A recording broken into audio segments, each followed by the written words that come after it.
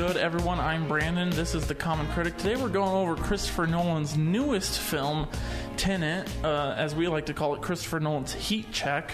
And we do have a lot of differing opinions on this one, right? Cody, we'll get into it later, but you seem to be the minority on... Yes, the big minority in this room, and I guess across the country. I haven't seen too many negative reviews from the audience. I've seen a lot of critic ones, but like me and all my other friends, they all really love it. It's like a 70-something% on Rotten Tomatoes, isn't it? Yeah, and it's like 7.7 on IMDb, which I go after IMDb a lot more than any of the other ones. You kind of get a bigger pool of people. Plus, I just find it more accurate and whatnot. Yeah, I agree with that. But Dallas, you've loved it more than any of us, right? Oh man, it's awesome. I watched it right after we said we were gonna review it for this week, and I remember I texted you guys immediately, and I was like, oh my gosh, I'm so excited to talk about this movie because I loved it. I loved every second of the movie. See, I couldn't tell if you were excited to talk about it because you were like excited to trash it. No, that's me. Well, let's get into it. Let's kind of sum up our thoughts a little bit, and then we'll give our ratings on this one. Cody, I'll let you go first. Take as much time as you want. If you want the whole first segment.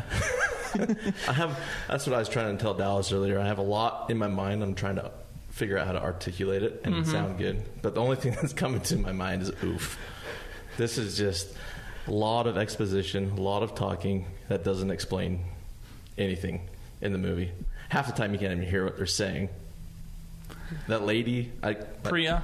And that's the other thing. I don't know their characters' names. I didn't care about the characters. I didn't feel anything for these people. There was no excitement for me.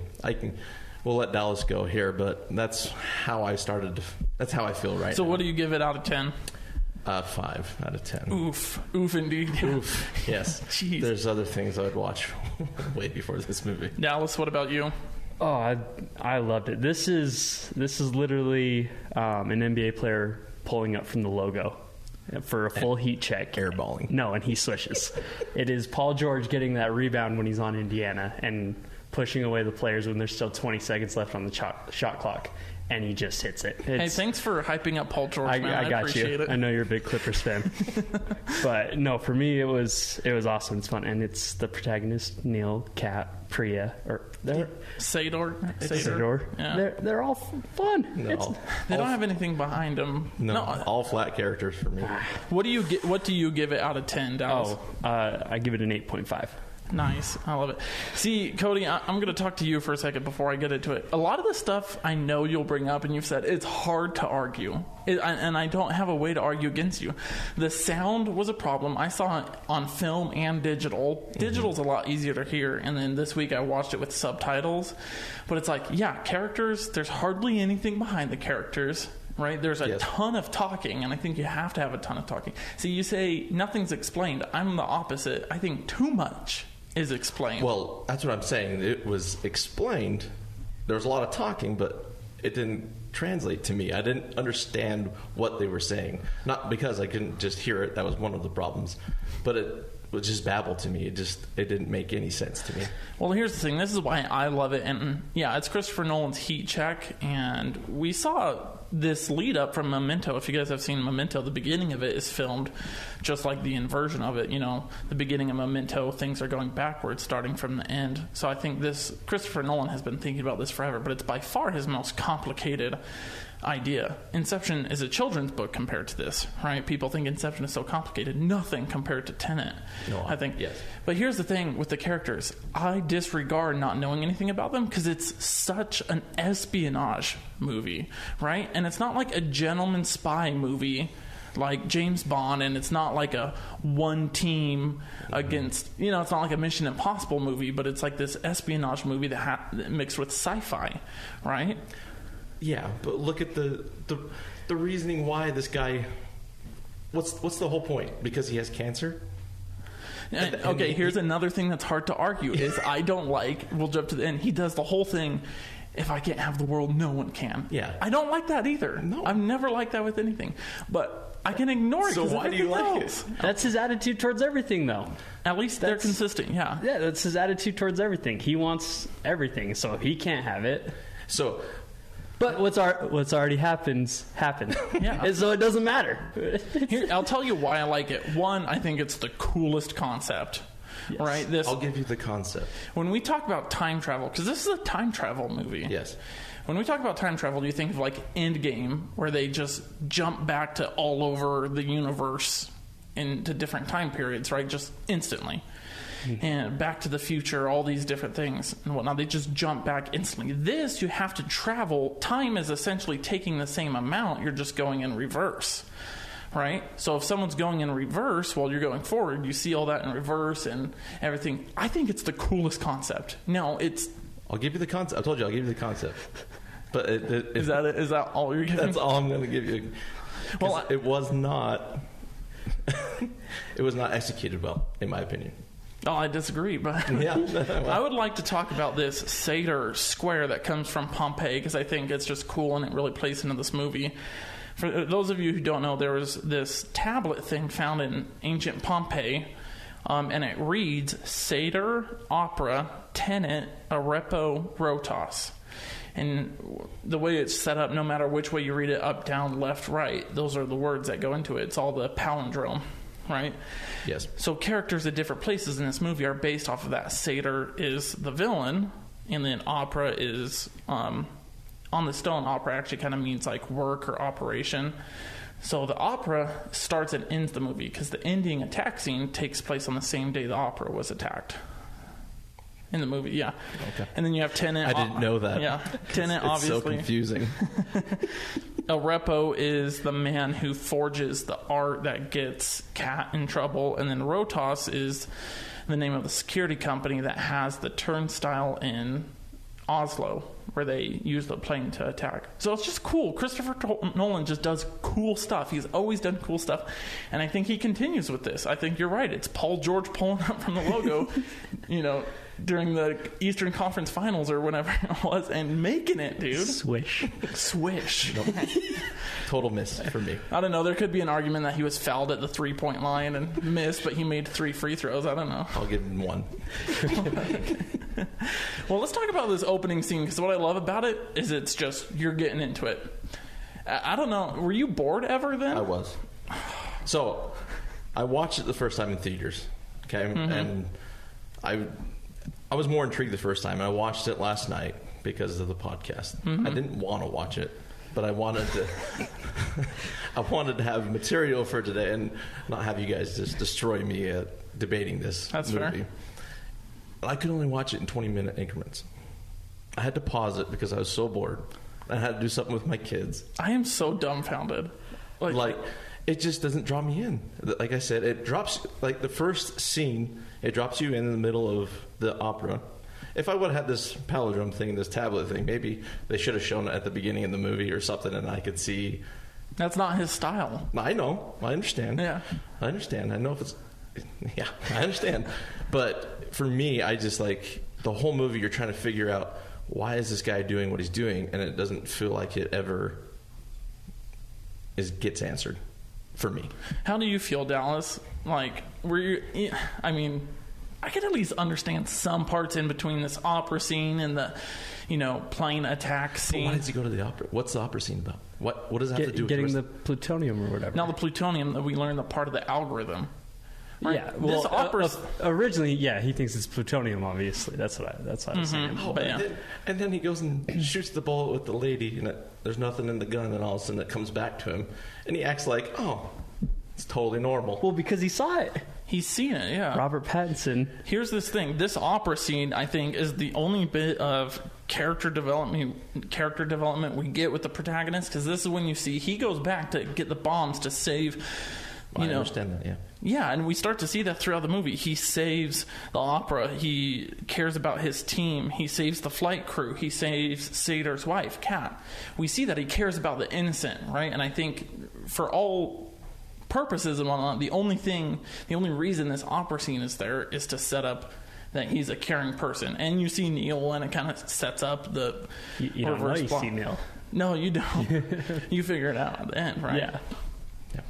But I mean, it's attention grabbing, dude. It's you learn in elementary school. I think it's a cool scene. Just to start off. It's action-packed right away. This is based off of real-life events. In 2002, this happened in Moscow, and there were a ton of casualties. And I believe the way they gas everyone to fall asleep and stuff was actually a legit tactic that failed in Moscow when an opera was taken over. But after this, man, we have so much to talk about when we get into the next segments. We'll keep it moving like this movie. It keeps it moving, just going all the time, in my opinion, at least. Anyways, this is The Common Critic on the Fed by Ravens Media Network.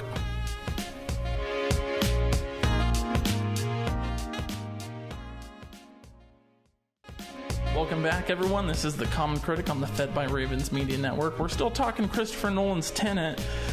Mixed reviews on this. Cody has informed me he has something big he'd like to bring up. He didn't about big. I don't know. Between the break, he wouldn't tell us what he wanted to say. So, was it all a dream? Are you saying this is in the Inception universe? Yeah, is it all a dream? I've heard it's more in the Interstellar universe. Because he takes the pill to kill himself. That ends up being a fake pill. Is it? Well, is it? That's what I'm wondering. Is it like a sleep pill, you're saying? Yeah, maybe. Because he when he dies, he says, welcome. What does he say when he wakes up? Welcome to the afterlife. Yeah, welcome to the afterlife. Then is it all just a lucid dream because he took a fake drug? So you're saying they created the concept of going back and forth in time to dream it up, to make the world's most complicated concept? Yeah, because how else do you explain it? I don't know. It's just where does the time travel machine come from? The future. Future, bro. I get it. Okay, hold on. Let me take 2 minutes. Let me do some explaining because I just rewatched it. I watched some YouTube. I want everybody out there to know that I'm not dumb. I understand concepts of movies and plots, but okay. So the future is messed up, right? For whatever reason, everyone's dying, like Interstellar. So there's a scientist that created a way for things to go backwards in time, right? Sorry for hitting the microphone. I'm getting very animated here if you see this on the YouTube video. That's going backwards in time. Well, this one scientist came up is a way for the whole world to start going backwards so they could live off the resources. Do we ever find out who that scientist is? No, they just say it's a girl, it's no one. Right, that's not super necessary, but she's good, and she hid the algorithm so no one would get it. Well, the bad guys in the future found Sator and found a guy who just doesn't care.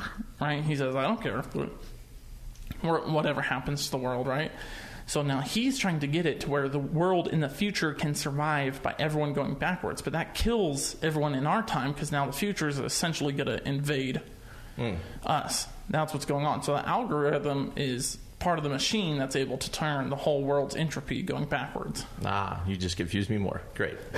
I don't know how much simpler I could have put it. Did your head hurt yet? Yeah, there we go. Yeah. Let's talk about that. Let's talk about Neil, Robert Pattinson. I wasn't super convinced he was going to be a good Batman until I watched this movie. I love Robert Pattinson. Dude, he's awesome in this movie. I love him. Yes, I love Edward.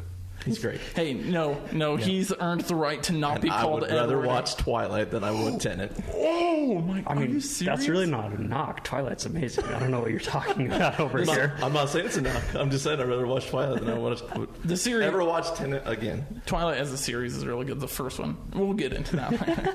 Anyway, Robert Pattinson. I like him. I think he's cool.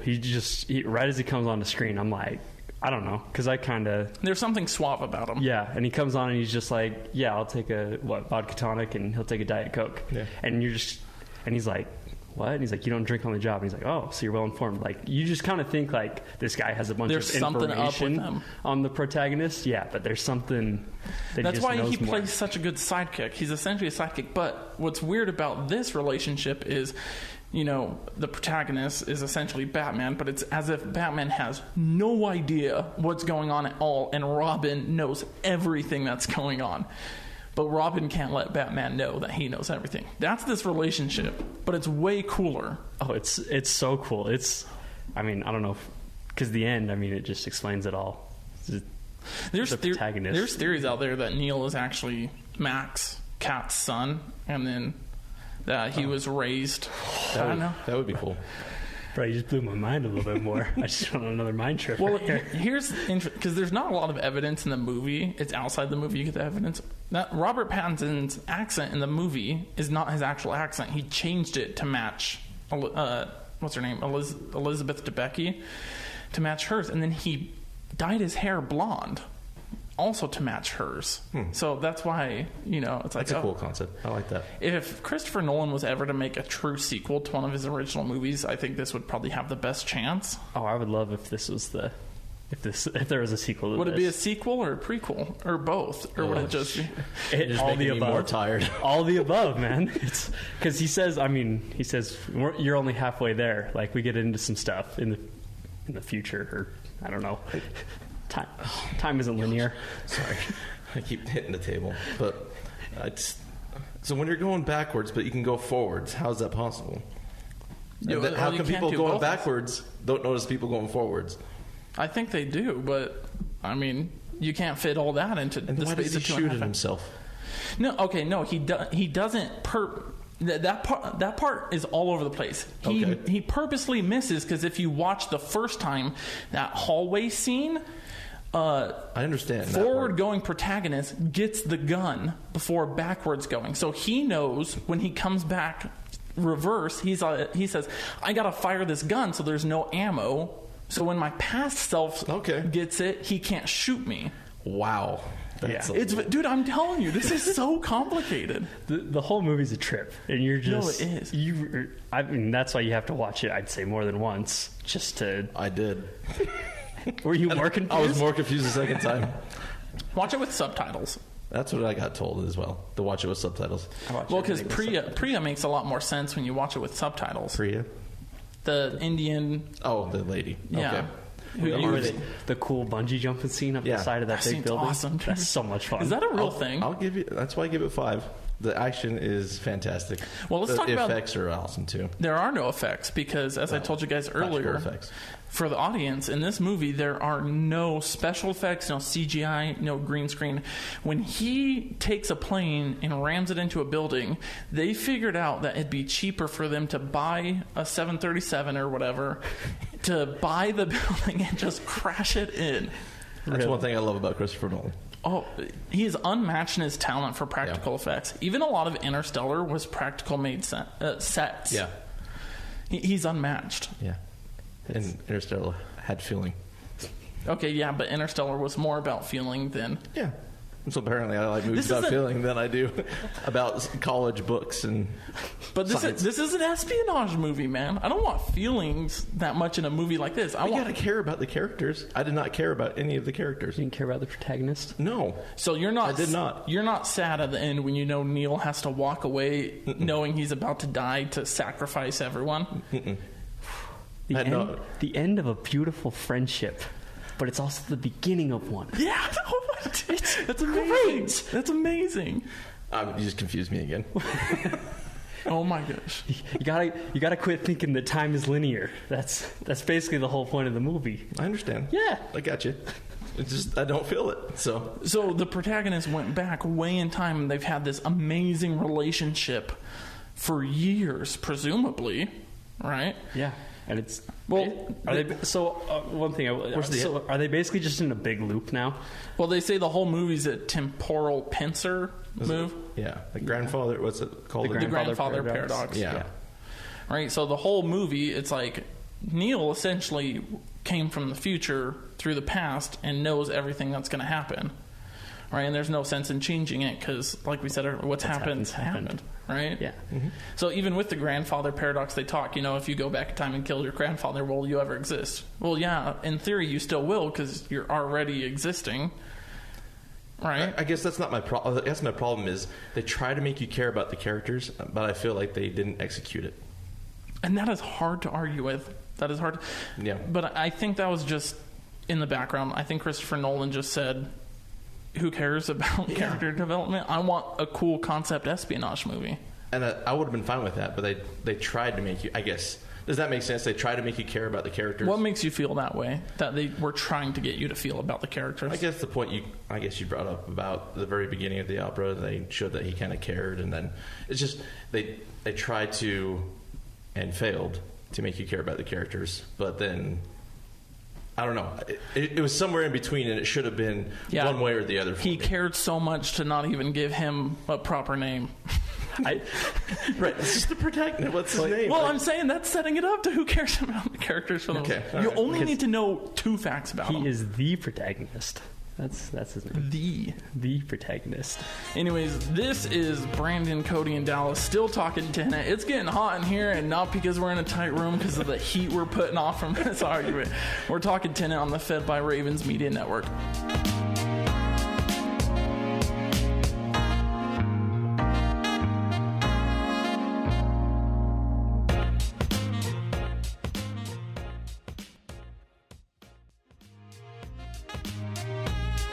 What is good, everyone? Welcome back. Still talking Tenet. This is the Common Critic on the Fed by Ravens Media Network. Let's get into where things really start clicking. There's this awesome highway sort of hijacking scene where they use 4 large vehicles and they get into it. That scene, we talked about practical effects, had, I believe it was 60 kilometers in Denmark or something, of freeway totally closed down for this. That's awesome. The amount of pull that Christopher Nolan has to pull off stuff like this is unbelievable. Now, it sucks if you live in Denmark and you have a commute and then suddenly 60 kilometers of freeway is closed down. But after this is when things really start clicking. Let's talk about that scene, that interrogation scene where it's Sadar is going through reverse and the protagonist is going forward. Did this start clicking for you guys? Dallas, I'll start with you. Is this where things started to really make more sense for you? I think it's, after she gets shot probably is when it starts to really, it does click, because then when you watch it in reverse, the whole conversation can go either way, because technically he's talking into reverse to him the entire time, but from your perspective he's just talking normal, and then when it gets flipped you're like, well, that whole conversation, the start and end of, which is pretty much the basis of this whole story, is the start and the end. Like, everything in the middle, it just makes sense, like, no matter which way you flip it. So I don't know, that kind of just clicked for me when they have to take her back and help her recover from the inverted bullet and everything. It's like, I don't know, it just kind of started to click a little bit more. I didn't even think about that. That conversation itself is a palindrome.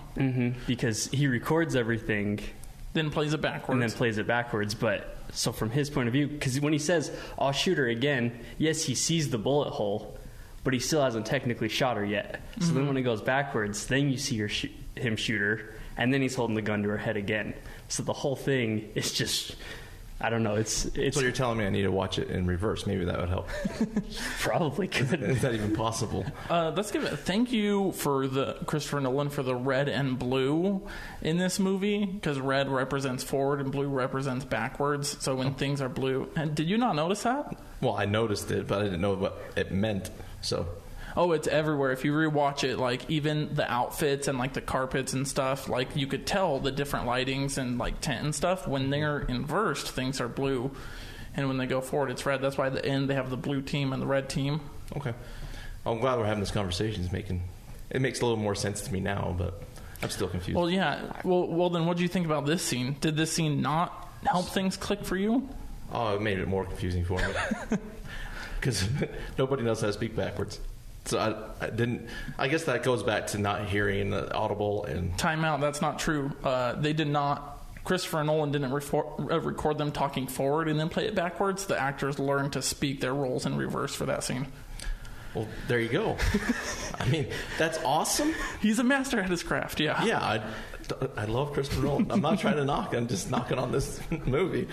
I love the things about it. Except for them talking backwards, I guess. But I love the action scenes in this as well. The cinematography is really beautiful. I really enjoyed the reds and the blues and the way it was shot, and I'd the be way more that interested. Building blows up and then. Oh, we got to save that for the end. I swear I'm going to talk 5 minutes about that. Nothing. Never mind. That didn't happen. The building didn't blow up. Yeah. Well, this is where Ives comes in, and he starts to. You realize that this is an operation that's much bigger than we had anticipated, and it's been around, and we realize Robert Pattinson knows, and has been around for a long time, and knows everything. But this is where the movie picks up, right? Yeah. Not much more exposition to go on, not much more talking. Things start. Showing I enjoyed the second half a lot better than I did the first half. Just when he comes outside and he's trying to walk, and that seems awesome. Yeah, there's a lot of cool moments in this movie. Like we talked about in the past, like redeemable moments where you can watch something and enjoy it. You have to sit down and watch it. Mm-hmm. This definitely has a few of those.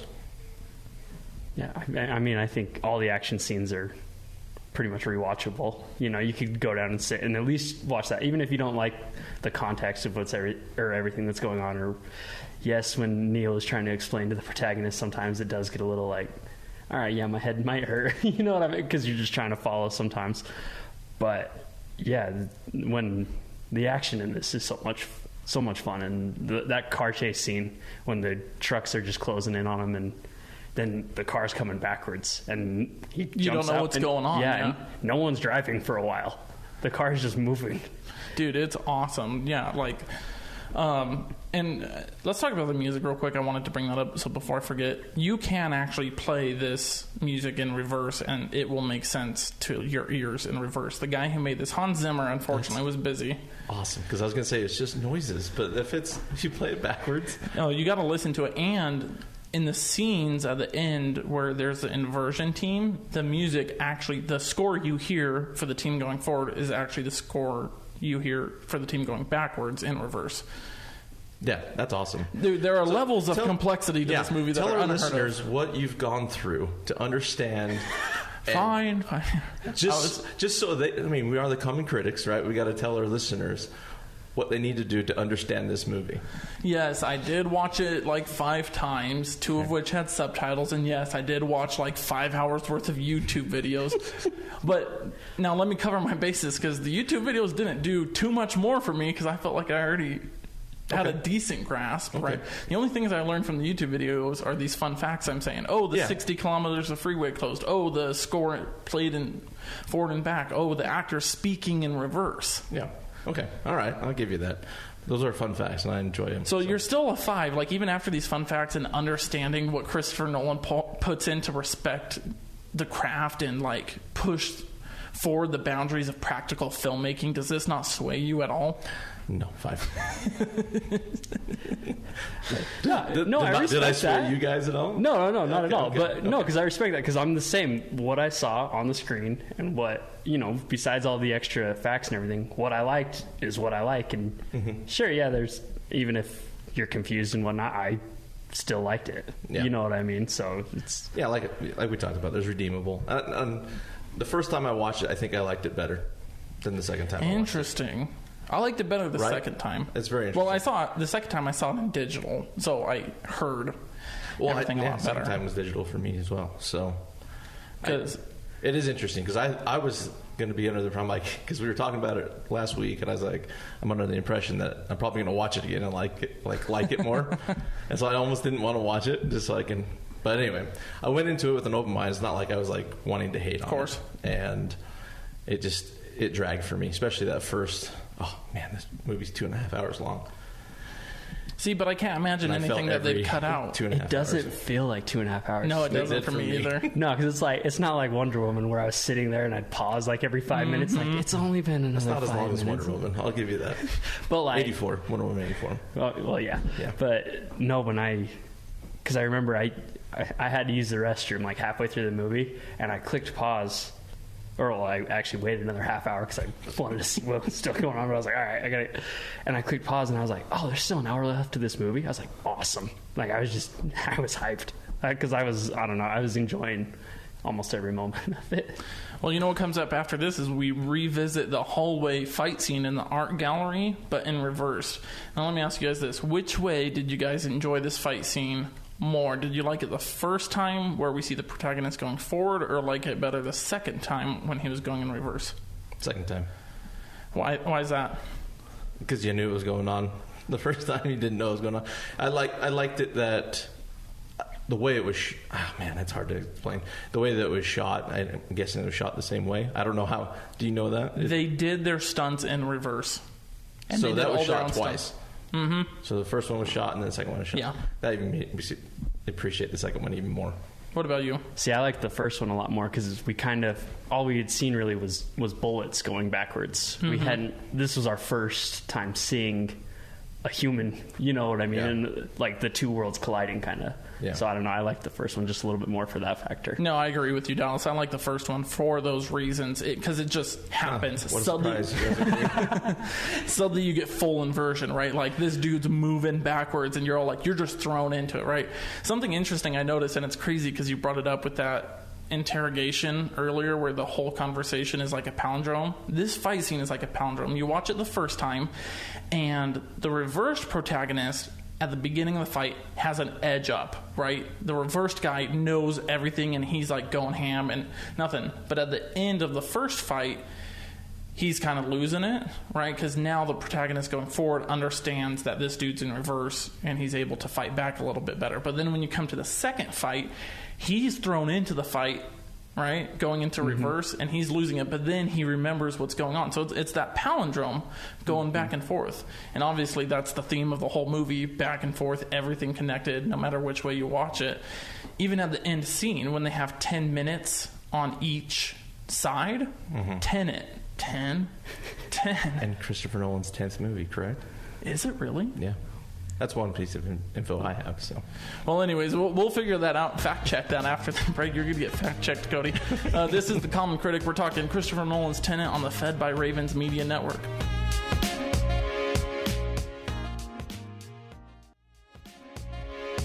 What is good, everyone? We're here wrapping up Tenet. This is The Common Critic on the Fed by Ravens Media Network. We're going to go through kind of our final thoughts on the ending here, wrap up our thoughts as a whole, give our ratings, and then we're going to say, this is what you've all waited for. We're going to say whether it's worth a watch or not. And I'm interested because Cody actually hasn't told us if he thinks it's worth a watch or not. So we'll be just as surprised as you guys. But this ending scene, to explain it, Sator has the algorithm, and he's going to bury it very deep in this old Russian city. And when he dies, it sends out some sort of communication to the future telling them where they could dig it up, so they have the algorithm to reverse everything. So that's this big climax. But Kat is there, and she's pretending to be her past self, not her future self, so she could be the one to kill Sator and get revenge on this. But what I want to talk about is the visuals in this fight scene. Everyone, this big temporal pincer going back and forth, you know, ammunition exploding in reverse, cars going in reverse.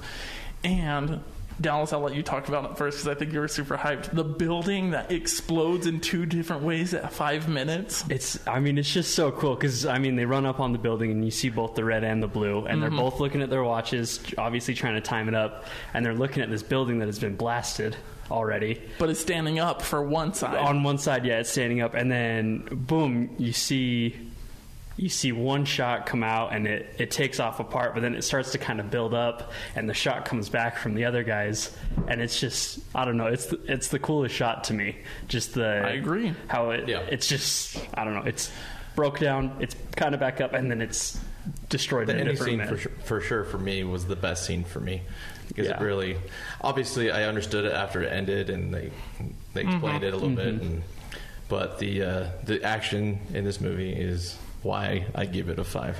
So, well, this is the scene, and specifically that, this building scene is what, 4 seconds that you see? Yeah. Yeah, maybe. Yeah. The first thing I told my wife when I got home about this movie, I'm like, there is the coolest shot ever of a building that gets exploded in reverse, but gets exploded going forward, but it gets built up for the reverse people, but it explodes and crumbles for the forward people. No, I loved because you don't know, because there's rubble on the ground, obviously, from everything getting shot, but also sometimes it's going back up into the building. So when you see the protagonist do a backflip because he's standing on a piece of a building and it flies up, or that one lady gets trapped in the building because it's going back, I don't know, I just thought every part of that, every little detail into that, the rocks moving one way and then back the other way the whole time, was just kind of cool. I wish you would have put a little more detail and thought into the whole story, but yeah.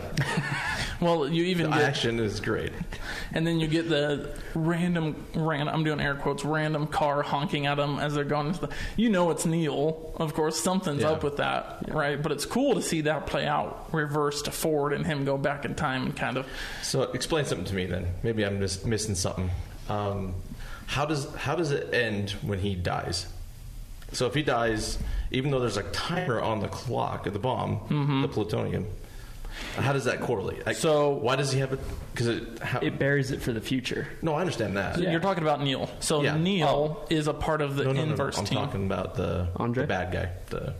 I can't remember. Okay, I never remember his name. So yeah, the bad Sator. Russian arms dude. Yeah, Sator. Sator. He's supposed to die. Or if he dies, it blows up. No. It blows up regardless. If he dies, there's a dead man switch to give the coordinates of where the algorithm is to the future. So did that happen? No, it does. Well, yes, it does. But they were able to save the algorithm, so the future people are going to go, dig that up in the future, and there's going to be nothing there. Remember, because they take when Neil's driving away, he throws down that rope. That's why he goes back into. I got reverses that part. it. It has to explode. They can't stop the explosion. It still exploded. She just did it a little early, or whatever. They just got the algorithm out before it exploded. So the future is the algorithm that big? Yeah, the pieces. They Remember said the 9 they have pieces? to make it physical. Okay. I don't know how that works. Who cares? That's a deep. Now, this scene was already talked about. Michael Caine's short, I'm going to call it a cameo because he's hardly a character in this. He's explaining that in this city called Stalsk 12. 12, Yes, yeah. 12. There was an explosion in a barrel and a fight that happened there. And when the protagonist is at the lab with that piece of rubble catching bullets, that is from this ending fight. So they had to do it like this because they know it already happened. Okay. The whole movie's temporal pincer, man. They knew what happened, so they have to do it the way they know it already happened. I sound like a conspiracy theorist here. No, what's happened's happened. That's pretty much all I say every time. I guess I take movies too literal. I don't know, like because I was watching when I watched it the first time. I don't know. It just I guess when I go to watch movies, I want to have fun. I want to feel. I didn't feel happiness. I didn't feel sadness. The only thing I felt was confusion through the whole movie. No excitement. I guess a little bit because that was my big thing. I was just excited. That's why I like the last half the best. Yeah, that's the reason. 5 out of 10, right? Right in the middle. So. Is it a palindrome? 5 out of 10. Well, that's fair. I mean, in theory, a 5 out of 10. If a 10's a perfect movie and a 0 is like the worst garbage in the universe, then 5 is the most perfect okay. Yep. Yeah. Right? It's just right in. That means half the movie was great, half the movie was awful. Right in the middle. right in the middle for you. You're the N in Tenet, then. Yeah. Just call me in. You're right in the middle. But yeah, so does everything with Neil on the end make sense? So I got it. But there's things that obviously that's why I asked the questions. But I got the gist of it when I watched it the first time. Well, let's do some more final thoughts then. Dallas, anything that we missed that you want to go over again? I don't really think so. I kind of got my point across that I was just excited, and yes, I was definitely confused on a few parts. It's definitely like, okay, I don't have a major in physics or anything, so I'm not fully understanding this, but I was just having a good time, and once, especially after the second time when you kind of understand everything a little bit more. Except for me. I don't know. It was, honestly, if you would have asked me after the first time, though, I probably would have said like a 9.4. That's how. Really? Just because the ending was so much like right at the end, I was just like so hyped. Or I texted you guys. I was tired. I think I was tired by the end. My brain was hurting. I was just like, finally. So yeah, I was just excited the whole movie. So that's why I'll still give it an 8.7. So let me ask you, and it's an obvious answer: is it worth a watch? I give it the stamp of worth a watch. I think you should watch it twice at least. But both times with subtitles.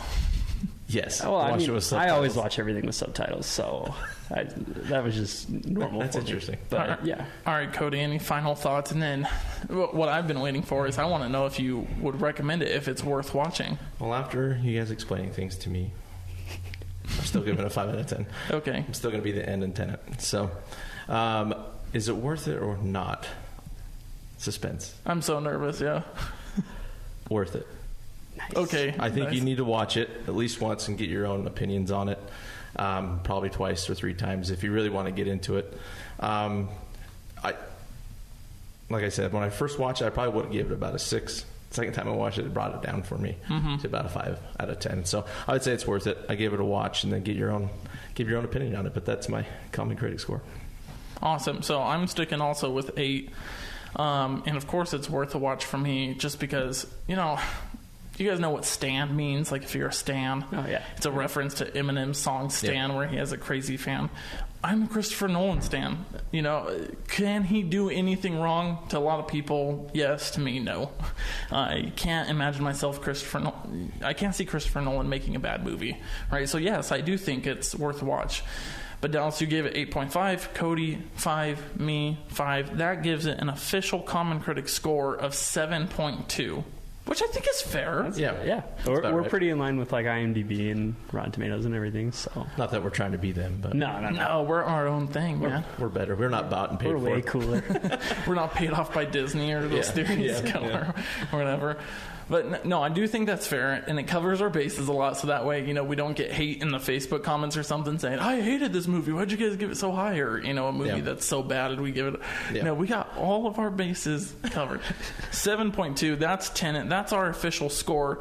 Now, here's something that's going to be fantastic for next week. We're talking Signs from M. Night Shyamalan featuring Mel Gibson, Joaquin Phoenix, right? Yeah. And we're doing this because... if you follow the Common Critic, we've already done Signs with our past crew, and it was very split. But the new crew is very split also, and I think it's worth revisiting Signs. Yes. Do not say if you like it or dislike it. Do not even hint at it right now. Just got to tune in next week.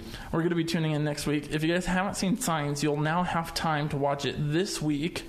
M. Night Shyamalan. I don't know where to watch it. Is it even streaming on anything? I mean, you can always rent everything on Amazon Prime. Yeah. Get it on Amazon Prime.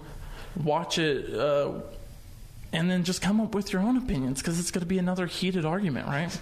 I think so. We'll have to find out. We'll see. Yeah. I would assume so. Anyways, everyone, right now, after our broadcast, pull out your phones, whip out Facebook, whip out Instagram, whip out YouTube. Follow us everywhere. Start talking to us. Instagram, The Common Critic, Facebook, The Common Critic. Leave us comments.